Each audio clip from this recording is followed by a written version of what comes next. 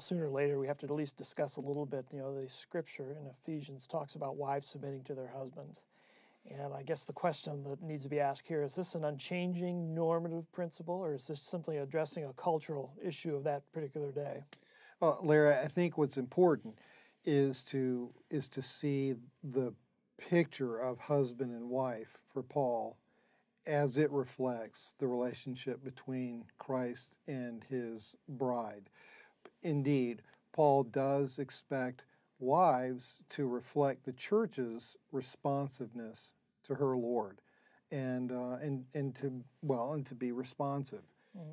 But Paul's, I think his heartbeat, his real interest, is in creating the picture of the husband as having the same sort of interest in his bride as Christ had in his bride. Mm-hmm. And Christ's authority he exercises not for himself, but for the bride that he loves, that he wants to be radiant, that he wants to be clean, that he wants to provide an environment for her to grow and flourish in. And I think it's telling that for Paul, the husband's job is to be willing to die for his wife.